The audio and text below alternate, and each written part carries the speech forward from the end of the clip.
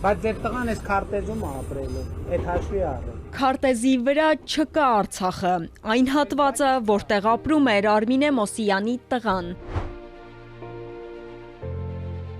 Հերոս, մարտական խաչ, առաջին աստիճանի շքանշանակիր, Մերուժան Մոսյանի թոռը։ Մենք ամեն ինչ արել ենք, որ դուք Արցախում, Ղարաբաղում ապրեք։ Եվ 2023 թվականին այդ դուք եք, որ մեղադրում եք ինձ, որ այս սահմանները փակել են, որ ժողովուրդը չգա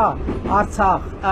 Ղարաբաղի ժողովուրդը չգա Հայաստան։ Եվ ինձնից պահանջում եք, որ սահմանները բացեն, եւ ասում եք, որ հատուկ փակել է, որ Ղարաբաղի ժողովուրդը չգնա։ Հիմա եկել եք ստեղ ասում եք, վայ, բա մենք ուզում ենք վերադառնայինք։ Բա մենք Հայաստանի քաղաքացիների աշխատած միլիարդներ ենք ծախսել, որ դուք այնտեղ մնաք։ Բա ինչի՞ չեք մնա։ Ես ձեզ հետ կխոսամ տենց։ Ես տենց կխոսամ ձեզ հետ տենց։ Ու այս քարտեզի մասին տենց կամահարանքով չխոսակ։ Որևէ մեկը։ Որևէ մեկը կխոսեմ տենց ձեզ հետ բարձր։ Ուրեմն մյուս անգամ չփորձեք ասեք, որ փախածներով չփորձեք ասեք, որ ես Ղարաբաղ եմ տվել։ Արցախ 2023 թվական, Արմինեն է փոքրիկի հետ ապաստարանում։ Հիմա նրան փախած է համարում ոչ ավել, ոչ պակաս երկրի վարչապետը, որի ղեկավարման օրոք կորցրին Արցախը։ Հիմա նա երրորդ անգամ է ուզում վարչապետ դառնալ ու հայտնվել է մարդկանց մեջ վագոնում։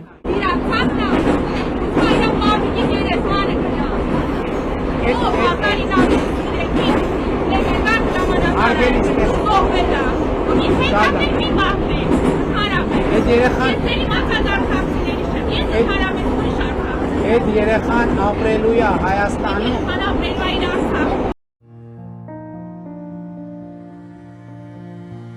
Արմինեի հայրը 1993-ին էր ռազմի դաշտում։ Արցախյան շարժման ակտիվ մասնակիցը 91 թվականի նոյեմբերին Խոջավենդի ազատագրումով մյուս քաջորդիների հետ սկիզբ դրեց Մարտունու շրջանի գյուղերի ազատագրմանը։ 1992 թվականի փետրվարին Արաբոջ օկատի մասնակցությամբ Մերուժանի Վաշտը բացառիկ հաջողությամբ ջախջախեց ադրբեջանցիների դիմադրությունը եւ ազատագրեց Ղարադաղլուն։ 1992 թվականին ազատագրեց գրեթե անառիկ դարձած Մուղանլու, Ամիրանլար եւ Կուրոպատկինո գյուղերը։ Մարտունու հյուսիսային գծի պաշտպանական հատվածը ամրապնդելիս 1993 թվականի օգոստոսի 23-ին զոհվեց Մերուժանը ականի պայթյունից։ Մարտունեցիներին հաջողվել է վերացնել օմոնի հիմնակետեր դարձած մի շարք ադրբեջանաբնակ գյուղեր, այդ թվում ադրբեջանաբնակ Խոջևենդ, Ղարադաղլու գյուղերը, վերջին ժամանակներս վերացվեց ազերիների հիմնակետերը Գյուլափլու եւ Ավդալ գյուղերի շրջակայքում։ Առաջին զենքերը Մարտունում, դրանք դաշնակցական զենքեր էին, առաջին ինքնապաշտպանությունը կազմակերպվեց հենց դաշնակցական զենքերով։ Միջադեպից վայրկյաններ անց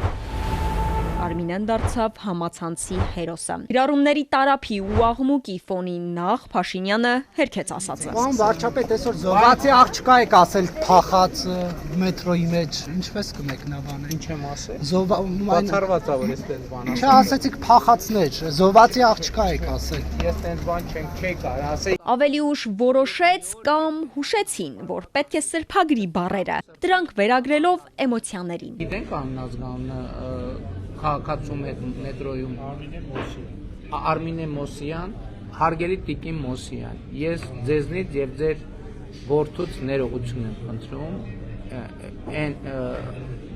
էմոցիաների համար։ Փաշինյանը արցախցի կնոջն ու նրա անչափահաս որդուն նաև գրավոր հրավիրեց կառավարություն։ Ուղիղ եթերում պաշտոնապես ներողություն խնդրելու։ Եթե կառավարություն գալ է իր համար ընդունելի չէ, պատրաստ եմ նույնն անել Երևանի մետրոպոլիտենում, իրեն հարմար ժամի, կրկին ուղիղ եթերում։ Պատրաստ եմ նույնն անել իր բնակության կամ աշխատանքի վայրում։ Թեմայի շուրջ արդարադատության նախարարը նոր բան չուներ ասելու։ Անչափահասի ներկայությամբ երկրի համար 1 պաշտոնյայի պահվածքը Գալյանի դեպքում էլ դատապարտելի չէ։ Չեմ ուզում որակումներ տալ եւ դրա իրավունքն էլ չունեմ, բայց եթե չեմ սխալվում, հաջորդի վարչապետը հրապարակում է արել այդ միջադեպի հետ կապված եւ կարող եք օրինակ մեջբերել վարչապետի հրապարակումը ինչի մասին է խոսքը։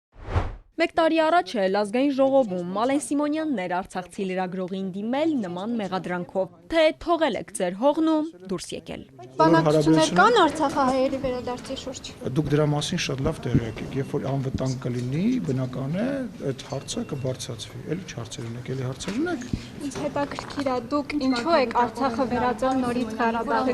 Իսկ դուք Ղարաբաղ չեք ասում։ Դուք չեք ասում, որ մենք Ղարաբաղցիներ ենք, Ղարաբաղ Ես ասում եմ, ես արցախցի եմ։ Լավ եք անում, ասեք, շարունակեք տենց ասել։ Պետք է կռվել։ Պետք է կռվել։ Բայց արդեն մորթվում էին մարդիկ, ո՞նց կռվել։ Քանի ընտանիք եք, պետք է կռվել։ Հայաստանը կռվել է։ Ալադավթյան, Էպիկենտրոն։